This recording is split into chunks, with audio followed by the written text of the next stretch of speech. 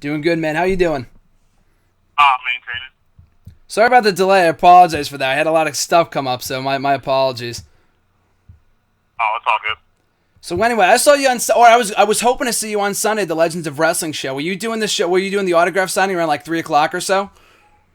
Yeah, I was there pretty much all damn day. I think I got there at 1. I did autograph signing. I did the meet and greet. I did the Q&A with Ric Flair and Bret Hart, which why they would put me in a Q&A with those two guys, the most silliest thing ever. And people ask me questions, and I'm like, why the hell would you ask me when you got these two guys sitting up there? But, Yeah. But No, I that's guess cool. I should be, flattered, but I was like, come on, man, this is a fat kid in a bodybuilding contest. This isn't really going to work out. So. No, yeah, I saw you in the lineup because I saw the event has been advertised for a couple months now, and it said Ric Flair, Bret Hart, and I saw your name on there as well. I'm like, oh, sweet, I finally get to meet Brodus Clay, Tyrus. And then I got there at like 3:30, and you guys, I think you were already gone. Mr. Anderson was there and a few others. Like, shit, I wanted to meet him, but hopefully down the road or something like that. But how did that gig? What was that? Yeah, right. So we'll definitely have to make that happen. I'm actually going to be back in New York in a couple weeks. I think I'm doing something with Fox News, so imagine that. So. Oh, wow, what are you doing for Fox News? That's cool. Still kind of in the wraps a little bit, but I might be making a guest on a panel. Really? Wow, that's sweet. Yeah, apparently I think I'm pretty clever, so it's got to be fun. But I'll make an announcement on that in a couple of weeks. So. That's pretty cool. Well, speaking of clever, you were doing commentary on Sunday after your match with Matt Striker. This was great. You were doing commentary for the second half of the show. I thought that was great. How did that gig come up? The whole Legends of Wrestling thing, and I want to talk about your time on commentary too. I thought that was awesome. Well, you know what? I have always been the locker room commentator, and I've been commentating on wrestling matches forever. And my original broadcast partner was Harry Smith. And him and I used to sit at FCW together. He was Jesse and I was Gorilla. And we would sit there and I would call the matches and he would add his Jesse-isms. Although if you've been around or ever spoke to Harry Smith, his stuff is a little dry. So pretty much all he ever said was, you tell him, Gorilla. I mean, he didn't really say much. But it's actually been a secret pleasure of mine, and a few times I know Dusty caught me doing it one time and made me do a show. Paul Heyman at one point was like, "You should be doing Raw," like because you're freaking good at it. I don't know why you don't get a chance to do it. I said, "Well, because I'm a monster and I want to wrestle." As soon as I start talking, cracking jokes and stuff, I'm not a monster anymore, aka Funkasaurus. So, Matt Striker has been a close.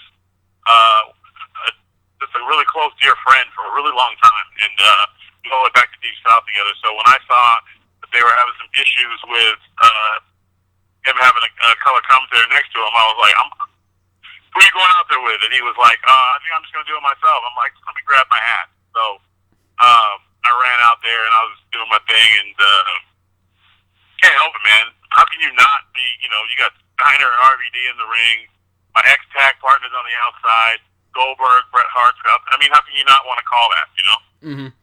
Well, that's the thing, too. That's what I wanted to ask you. Was that planned the whole time, or was, like, Ashley not doing well on commentary and they just threw you out there?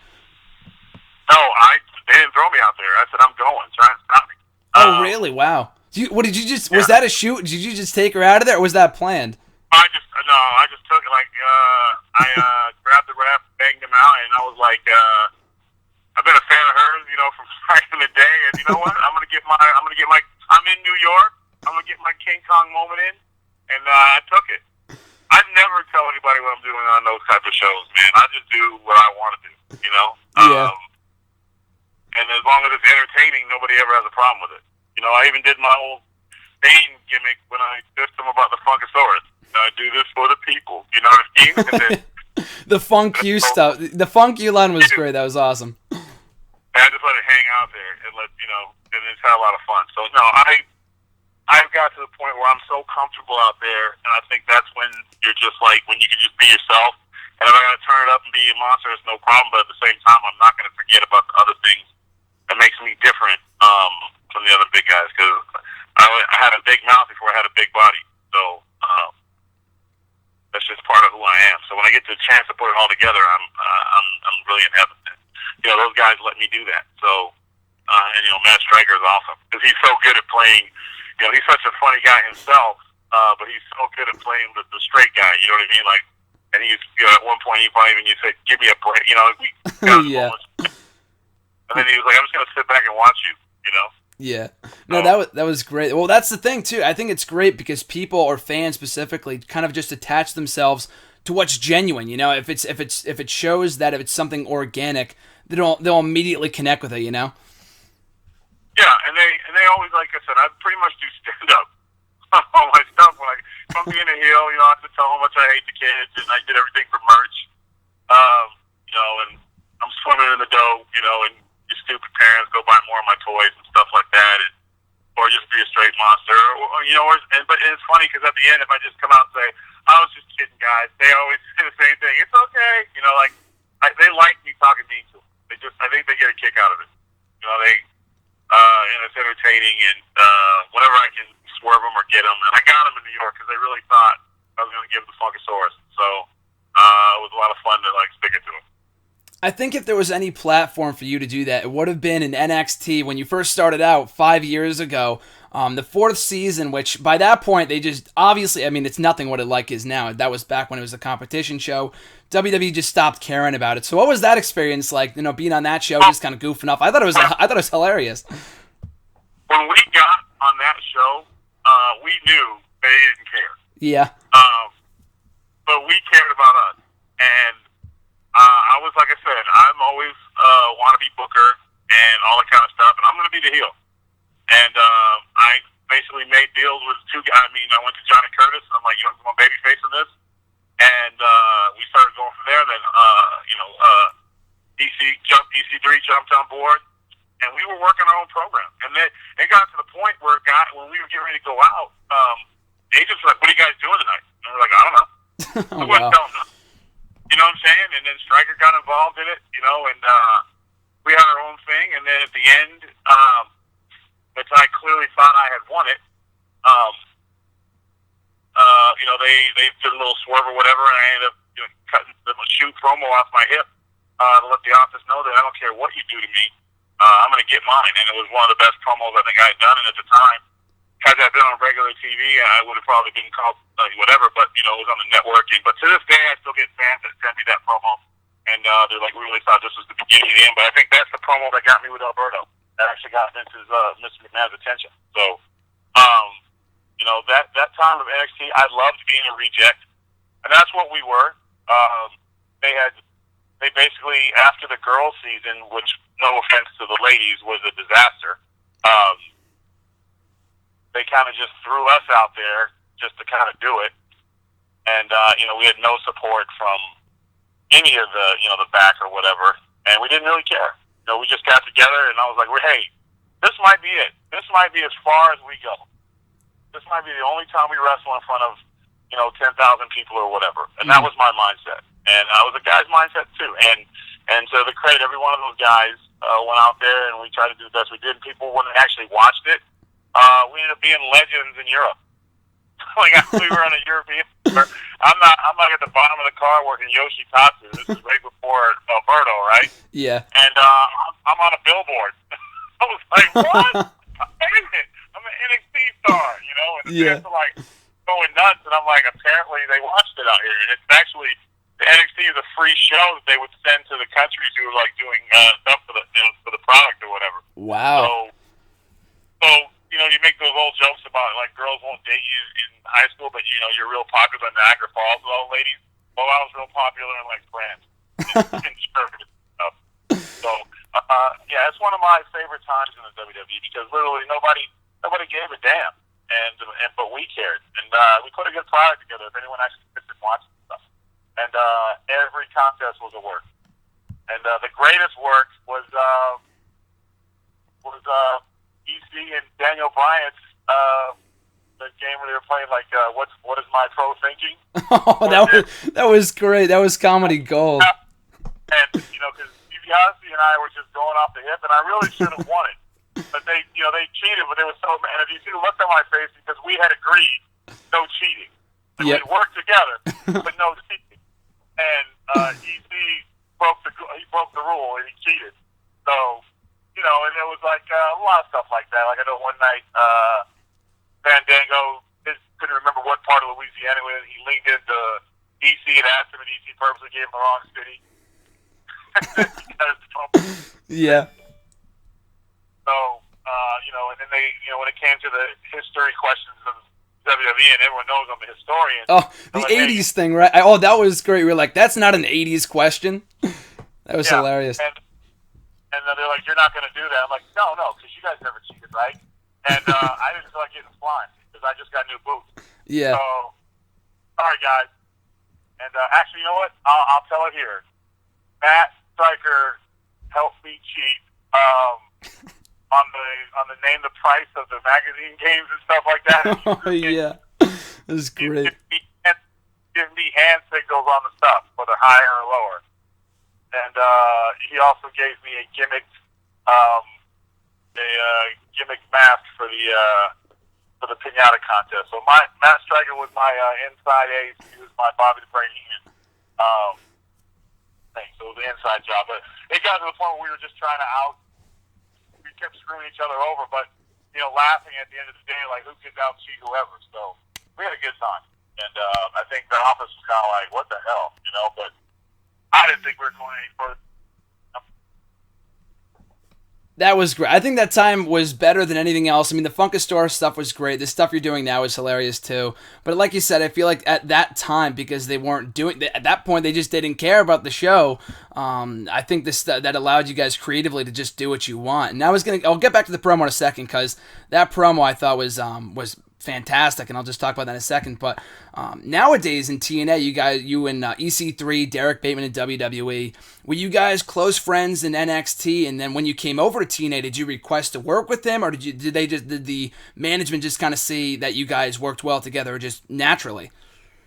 I think it was a little combination of both. Him and I, we've been close. So we trained at Hard Knocks South together, and when he went through his stuff and when he was released, I was a big supporter for him, and I really felt that they, didn't really give him his just due. He's a very entertaining guy, and he has a great upside. He's overcame a couple of injuries and stuff. He's had some strikes against him in terms of the stuff because he just works so hard. He's actually pound for pound one of the strongest guys I've ever been around. When we train our asses off at Hard Knocks South, and so that's kind of the bond that keeps us all together, because no matter where we are, we all end up in the same gym at least 3 or 4 days a week. So, and then when I was coming on board, he was one of the guys I talked to. Originally, it looked like I was going to be with James Storm, because him and I actually had been working together on the Lizards League TV show. So it looked like that was going to be a natural thing. And then it just so happened, EC had said, "Hey, what about this?" And I'm like, "I love it." So, and we're playing, and the way we're building it is something that hasn't been done in a really long time. Like we're really telling this story. We're not rushing it. It's not over in 3 weeks. Mm-hmm. And there's a lot of twists and turns and stuff like that. And just don't get to see that anymore. That's the one thing that I think TNA brings to the table that WWE doesn't. WWE has, of course, been the WWE, and they have great stories, and they have great, and the cinematography and the action and everything. But for everybody else, with the top guys, the storylines are kind of quick, and disappointing. They don't fit. They don't let them ride. I was the Goldust and Stardust feud. Mm-hmm. How does that not end with a retirement match at WrestleMania? I'm sorry, but that people would have cared. They wanted to see that. I, as a fan, just was like, give us that. Mm-hmm. Don't just decide that because two old guys in the back who don't know, their ass from their elbow anymore decide that it's not entertaining. Like mm-hmm. It bothers me because those stories are important, for everybody. And there's family always works, so at least if there's a dip in the story, there's a lull in the story, they're willing to let us see what happens, and WWE is like, oh, it's not going, go next. And I think sometimes you gotta let things grow. Exactly. Just got to let it wait it out a little bit. And I think EC3 and you guys specifically as a pairing are a perfect example of that because he's a guy that's been with TNA since October of 2013, I think it was, and he's been undefeated in singles competition ever since then. That's long-term booking right there. How often do you see a guy go undefeated for that long? And it's usually, even if, in WWE they would have a long-term vision like that, and I mean, Punk mentioned this before on his podcast, that they only really have long-term plans in place for a guy like John Cena, but never really anyone else on the card. So it's great to see stuff like you and EC3 doing well in TNA. There's a long story in place. You guys have been together since the fall when you came in. So just stuff like that. I'm a sucker for a great story. So it's great to see that that you guys are flourishing in TNA. That's what makes wrestling different than everything else because of the story. I think that's gotten forgotten with sponsors and guys thinking that they're bigger than the business. But the stories are what make kids come back. Like when you ask me how many holes Dusty Rhodes put Ric Flair in or the Horsemen, I couldn't tell you. What I could tell you was when they broke his leg and we didn't know if he was going to wrestle again. Or when the Legion when they blind him, the Legion of Doom blind him was he going to see again. They told great stories. People cared. And that was the thing. It was the story that made you watch. It's not the moves. You do 7,000 moves, people only remember the last one. Fortunately, nowadays, you hit a guy with 6 pile drivers, 7 power bombs, and then put him through a table, and then he kicks out everything, and you get him with a roll-up. It's lost. You know what I'm saying? There's no story to anything. So,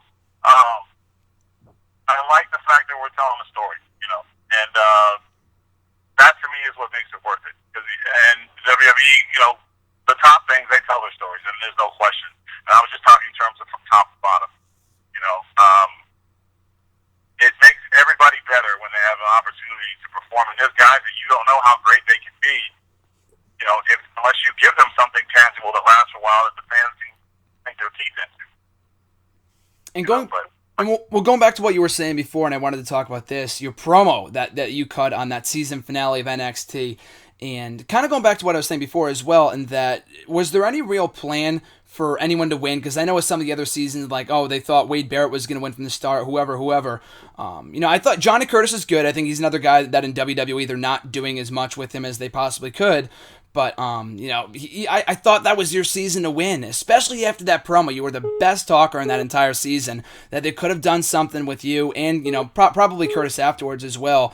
But still, I thought you could have been the winner of that season. So that promo that you cut on that show, and when you talked about, I'm going to take all your heroes away and all that other stuff, and it was a genuine, real promo. And you mentioned it was a shoe promo before as well. So just want to kind of get your thoughts on whether they saw you as a potential winner from the start, or Curtis or whoever, and kind of take me back through that promo that you cut in that season finale. I think it was going into NXT, they had me pegged as you work a little bit and be a bodyguard. I don't like his body, just being real. Big guy, but I don't know. When they did pay attention, this guy can talk a little bit. Using different suplexes and stuff, and why is he trying to work like a smaller guy? And then they started to get behind a little bit, and then at some point, I think the genuine consensus was that I had it in the bag. I really thought it was going to come down to me and Hunter, honestly, and it was in his hometown in Cleveland. So I kind of felt like that was where it was at. And you can make an argument over Johnny and Hunter, like who was doing better or who was doing what, but just the fact that he had Danny Bryant in his corner, it just seemed to me that Hunter was going to be the choice. I never questioned that I'd be in the, I was a point leader, and not that wins and losses matter in wrestling, but literally I think I had won a tag match where I had in the beginning, and other than that, I ran the table. So pretty much thought it was a done deal. And then, being in Cleveland, I thought I'd get some good heat, and he was a hometown guy, and they were, people excited, and then ended up being Johnny, and then, we had the match, beat him in the match, and then going to the thing, when they said, and you gotta understand, if you didn't win it, everybody else is going back down. So there was that pressure and mindset where if you don't get picked, you're on the roster. You get the roster spot, and you get the the eventual tag team title shot, which never happened. I think Johnny. I remember that. Yeah. I think actually they can cash that in now, maybe. Yeah, maybe so. Yeah. And I'll just bring your lawyer out. So it wasn't even just that. It was we were competing for one spot that last night. It was basically shake hands and let the best man win. So if you're watching it, when I hear that he wins, you see me turn into the buckle because I'm furious because I'm like I did everything I could, and it just reaffirmed the feeling that no matter what I do here, I'm always going to be looked at a certain way. And I was like, cool, and I really felt that was my only I was going to cut that and say it was on my mind. And then probably go back down to FCW. Maybe I'll get called up again. Maybe I won't. Maybe I'll get released. Like, I really didn't know. So I just, off of him, told me exactly what I did. And I was basically saying, I don't need the WWE to be good at this. You know, I was like, I know I'm good. And I'll take all your heroes. And I don't need a roster spot. I can handle my stuff in the parking lot, I think I said, or something like that. Yeah. And that was genuine. Like, that's exactly how I felt. And I think maybe that turned some heads or whatever. And, you know, I think it was, you broke my heart, Cleveland. Or no, Wrestling Universe, you broke my heart. I'm going to break yours. And I left. And I really didn't think that'd be it. And I was set, but went, tour's over, back at FCW, training, rolling around, no email, no nothing. I was like, okay, well. And then Friday I was working out, and I got a call from the office saying we're going to step to the screen with Alberto. So it worked out. But for all intents and purposes, I thought that was a wrap. And it's funny that you mentioned that too, because whoever won got that roster spot, and then everyone else would have been sent back down to FCW at that time, or NXT now, whatever, developmental. And when Curtis won, they never did anything with him. I think he won, and then he was off TV for a couple months, and he was on SmackDown maybe like once or twice doing the whole milk thing or whatever that was. And then you were right back on TV as Del Rio's bodyguard, so it was kind of funny the way that it worked out. And completely undermined the whole NXT process. Exactly. Yeah, but I mean, the show by that point never meant anything. But then after, I think that they never did another season after that. They might have done Redemption or whatever it was. Yeah, Redemption, where they brought everybody back, and it was basically to get Thaddeus ready for whatever they were trying to get him ready for. Was pretty much it. Oh, it was him and Johnny. What was his name? Luscious Johnny. What was it? Mr. Steal Your Girl. Lucky Cannon, right? Lucky Cannon. Yeah, it was the Lucky. That was the guy. In a really bad Buddy Rogers role. Yeah, that was awesome. That was something. Yeah. It was awesome, which is not awesome. It was not. You know, and then Fred. I remember Fred was on there, and Fred was a part of Nexus. He had already won. Yeah, he was already on Raw by that point. I was confused. Yeah, he was the Raw guy. I was like, what? And then I was terrified. Yeah. And I was like, oh no, I want no part of that. You know, so and they at first were keeping points, and then they stopped. Then like one, I think Thaddeus had 7,000 points. This fight is insane. Man, but I mean, and then look at NXT now, it's its own brand, and arguably, if you look at the numbers and stuff, the number 2 wrestling company in the world. So NXT's done very well for itself. Absolutely, yeah. I was just thinking about that the other day, how crazy, how far that's come, you know, how crazy it is to think about. NXT was like the butt of the joke, whatever, especially during the women's season, unfortunately. Just the way they treated the women on that season and you guys on season 4 and just everything after that. And that Redemption season had potential, too, you know, bringing back people who didn't win it. Darren Young being on there didn't make any sense. I was thinking, they're going to bring back Brodus. They're going to bring back, you know, maybe Tyrus and a few other guys from the past seasons, maybe Alex Riley or something. But they brought back, you know, like you said, Lucky Cannon, Darren Young, who shouldn't have been on there, and all these. Hornswoggle, I think, was the pro or something like that. It was strange. And Hornswoggle is a horrible manager. I don't mind telling you that. He was awful when he was my manager. Selfish, never knows the city we're in. Just horrible. Thankfully, that did not last long. I was like, oh, they're putting Hornswoggle with Brodus. That's the kiss of death right there. That only lasted 2 weeks. What was the process behind that? I think it was our match on Raw against Ziggler and Swag that killed us. Where the Phantom kick. But yeah, it works hard. I actually so much. I didn't have a real big problem with that because I thought Swoggle had a really good dimension. Because it was still, at the end of the night, the kids jump in the ring and stuff, and they were very, very comfortable with Swoggle being in the ring with him. Because they identify with him. And we used to laugh because the kids would ask him, how come he's so chubby for a kid? And I used to laugh so hard. Yeah. Because he just doesn't have the way with children at all. But that was kind of one of the ones where I was like, well, why are we... This actually going well, I thought... in his experience, because he had been around for a while and his stuff, he had good ideas, and he's very, very good at critiquing your work and stuff. He's very, like, he's got a very good eye for that type of stuff. So having him out there was good for me in the sense that, you know, hey, I like that move, maybe not that one. You know, he was very good in that genre. He was like legitimately having like a legit manager out there to keep you honest and stuff, and he was also having other eyes in the back of my head, or in this case, the back of my calf. But in those aspects, all jokes aside, he was a tremendous help.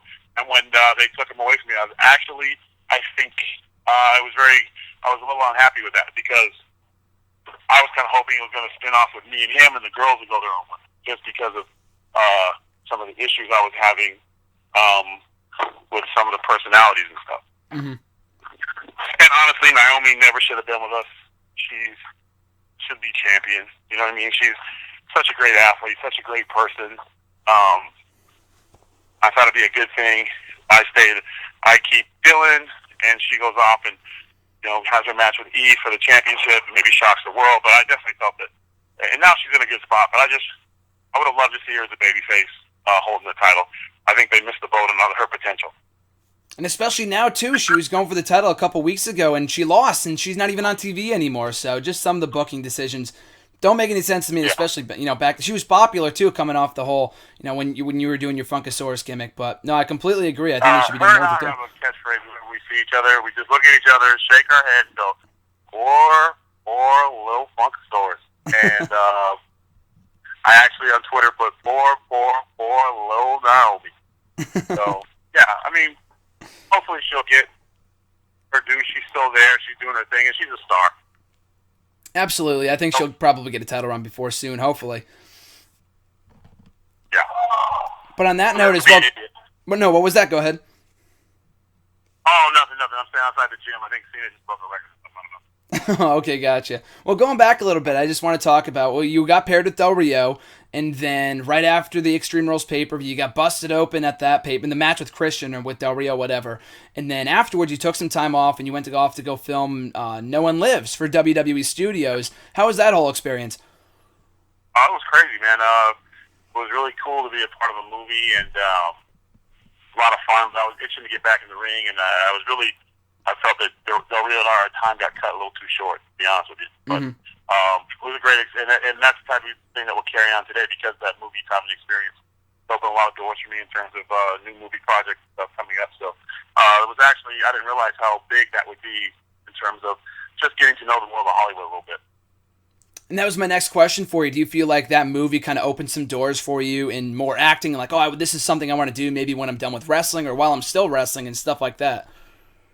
Yeah, I got 2 projects this summer I'll be doing, and I've auditioned for some things, and I've got, been a couple tough decisions or whatever. I had auditioned for the role of Suge Knight in the NWA movie, and got 3 callbacks, and went back in for another reading and stuff, and basically came down to me and the guy who got it. So, that was a pretty good experience. I learned a lot. Disappointing. Probably won't see the movie because I'm bitter like that. But it was a good experience. Awesome. Looking forward to those projects as well, though.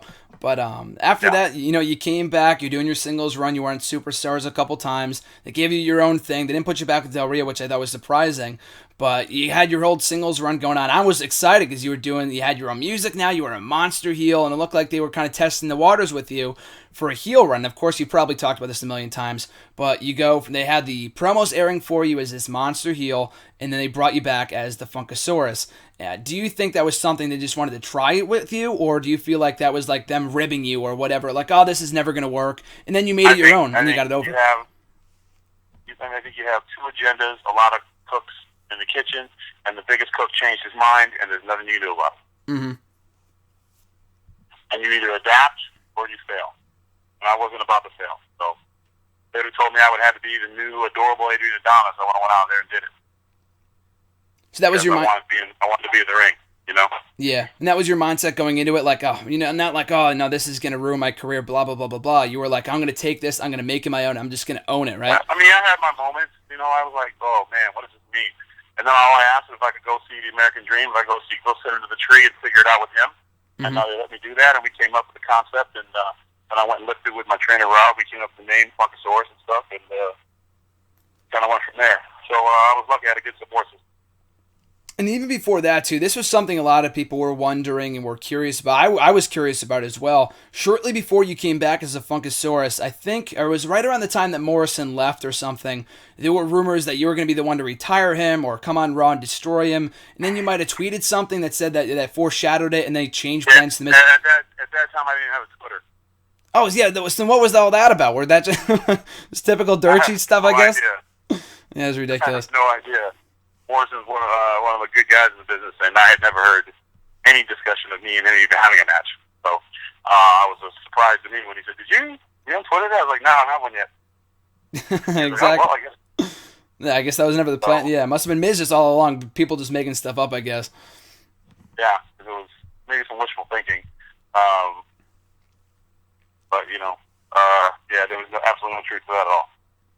So you do the whole Funkasaurus thing, and the thing is about it that you got it over. People were excited about it. They'd hear the music. They gave you your old disco ball. They went all out with the gimmick, and then you were undefeated for a while. Did the whole thing at WrestleMania. I'll actually talk about that as well. I heard that. I've read that story somewhere. I thought that was hilarious. The John Cena thing. So can you talk about that little experience from WrestleMania 28 and getting your whole segment with the Somebody Call My Mama thing? Yeah, we did run it up, but they ran out of time, and Cena basically looked at me and goes, "I go to the bathroom. I'll be back in about 8 minutes." I'm like, "You got it." And we went out there and did the thing. But yeah, it was cut for a minute. Well, that's crazy. Yeah. Well, the fact you were able to do that at all and get the gimmick on WrestleMania was awesome. So even after that point, like I said, you were catching some steam, you were getting over, and then you were undefeated for a while, and then just kind of cut it short. They had you beat by Big Show or something. I thought they were going to run with that feud, maybe, do a match at SummerSlam, and they just had him beat you, and that was it. So was there any real long-term plan or anything? Probably not, but I want to get your thoughts on it. Yeah, I don't know. I thought me and Sandow had got things going again, and then we didn't get a SummerSlam match, and I think at that point they were like, "Yeah, this thing's cool, but I don't think this is what we want to invest everything into." So you never know. You're always the last one to know. All I did was just show up every day trying to be ready to work. The only thing I know is I didn't do anything in terms of like myself to mess those things up, but because the endorsements outside were crazy, the Hot Pockets and the toys and the commercials and the movie and stuff like that. So I was in demand pretty highly. It's just I couldn't get things to where I needed them to be in terms of in the ring and stuff. But as far as like push or keep things going or get that big win over a big name, like if I would have went over a show, I think it would have been a game changer for me. Him beating me really didn't mean anything. Me beating him would have meant something. Exactly. That would have progressed your push or progressed your momentum, whatever. And it was just weird because I see that now. I mean, look at Wyatt. Wyatt beats Cena or Wyatt beats Taker. It's he's on a whole other level. Exactly. And, exactly. And even without those things, I still think he's the best entertainer in wrestling today. Yeah, Wyatt's great. I think he's probably one of the best performers on the roster. Absolutely, he's another guy they could be doing more with. I just got off the phone with somebody who we were talking about. The guy who lost to Roman Reigns last weekend. Ron is not even on the show now. He's not even doing any of the pay-per-view. So it's crazy. But around that period in time when you were on your roll, you were getting over, like you said, you were doing the whole Hot Pockets thing, you were getting a lot of endorsements, you were on a roll, and they had Big Show beat you, and then you weren't even at the Money in the Bank pay-per-view. They didn't put you on the card at all. They didn't put you in the ladder match. So, I don't know, I just thought that was weird, and they never did much with you. Yeah, that's emotionally that was tough. A lot of gut checks and looking in the mirrors, Mm-hmm. Yeah. And then from there, they didn't do much with you for the remainder of the year. But then they put you with Tensai in the tag team division. Were there any long-term plans behind that? Or what was the experience like working with Matthew Bloom, with Jason Albert, or whoever? Oh, that was great. I learned a lot of fun. Stand-up guy. And, I think that was like, they didn't know what they were going to get with that. we started going with that. And then once again, you know, we got the speech, we're going to be tag champs, and then we got one title shot against the Shield. So, you know how that worked out.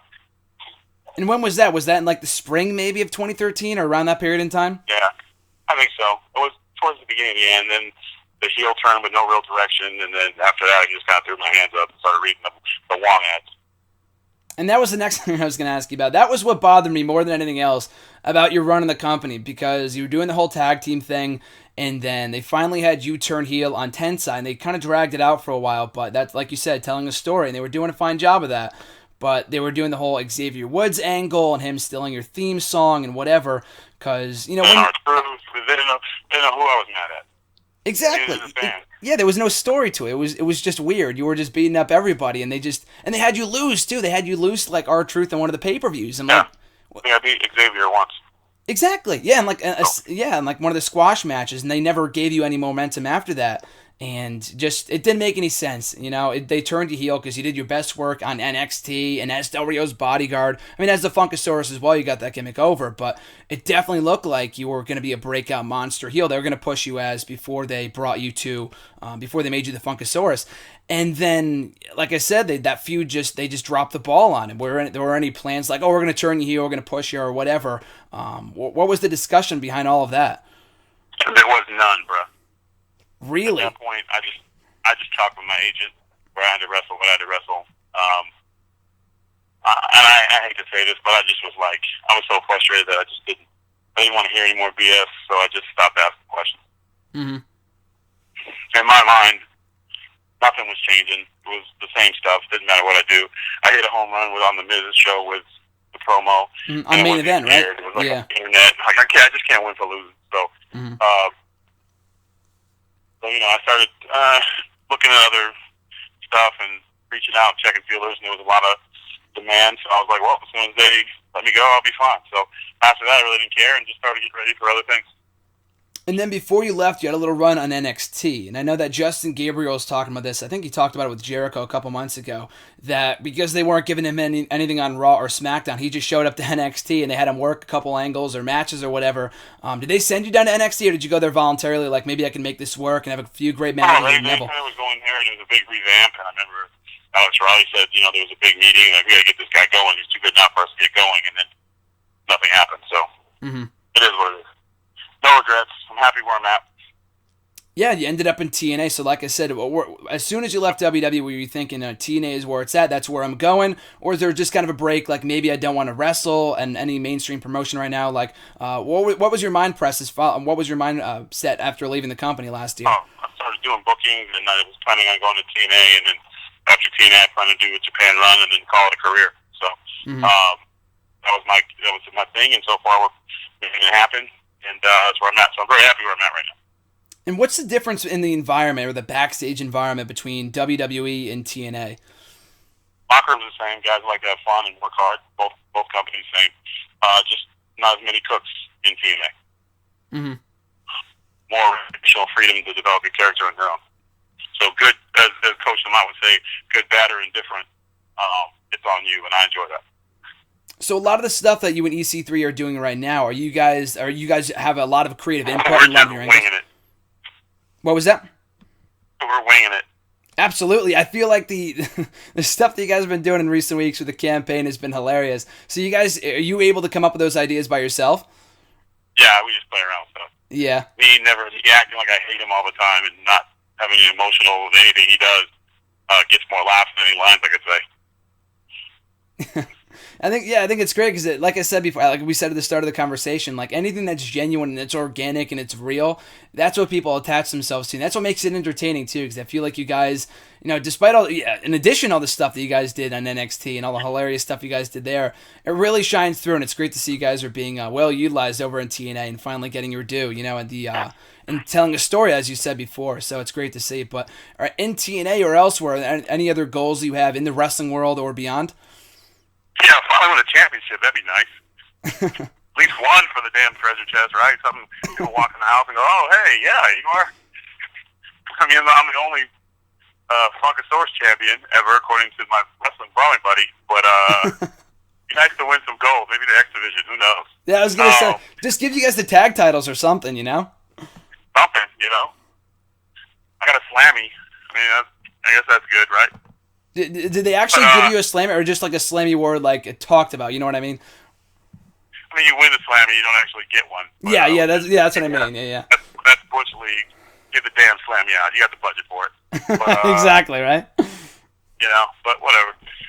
So yeah, major title before I hang it up would be great. But if not, that's cool too. I can go down as one of those guys who never held one. Andre never held one. Well, he held one for like 7 seconds though, before he surrendered it. But that's probably it. Yeah. Yeah, win championship gold. Well, now that you're in TNA, it's very much possible. Like I said, they could just give you guys the tag titles or something. Because, like I said, you guys are. Yeah, exactly.